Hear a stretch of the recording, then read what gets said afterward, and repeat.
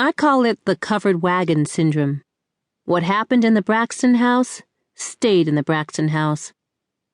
My parents, who have always been very private, didn't want their children talking publicly about our family issues.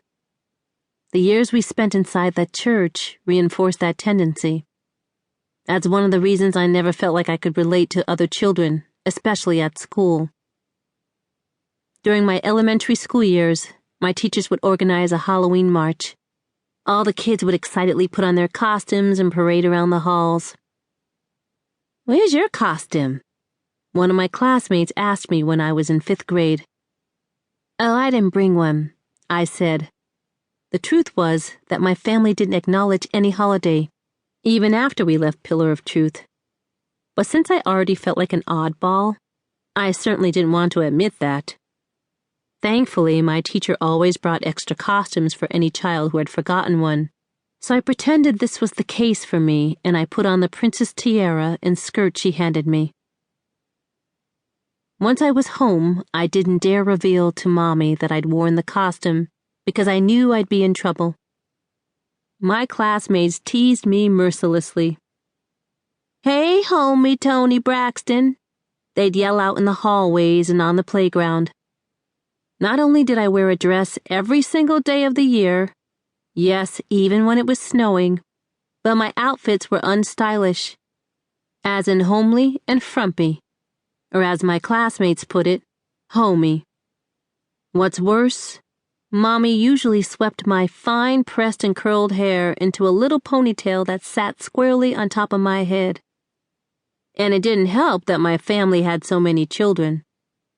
The year I was 10, my sister Tamar, the youngest, had already arrived. That made us look like the weirdo religious family who apparently didn't practice birth control. In the tree-hugging 70s, you can imagine how many stares we got. My homework was often neglected. We spent so many hours in church that there just wasn't enough time to complete all of my assignments. "Why aren't you getting your work done?" my parents would ask, making a fuss. I'd shrug and take the licking that came next. On the one hand, my parents didn't play when it came to requiring my siblings and me to do well academically. But on the other hand, they didn't make our schoolwork a priority. The priority was memorizing scriptures and attending services to focus on my studies. At church, all of us children were given batches of 26 scriptures to memorize, organized from A to Z.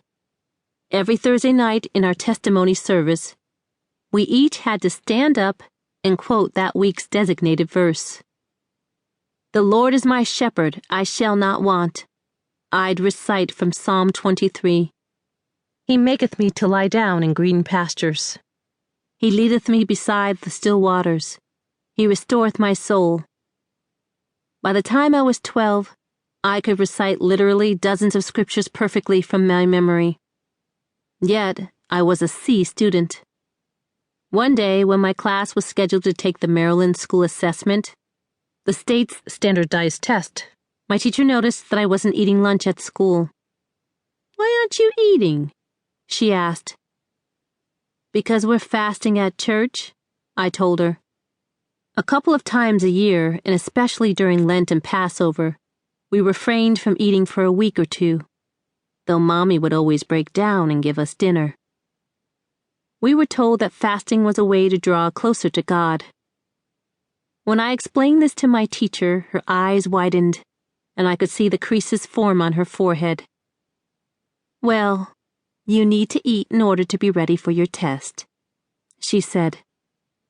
She then reached into her bag and gave me a vanilla bar.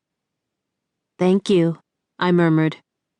With every bite I took of the bar, I felt more and more guilty.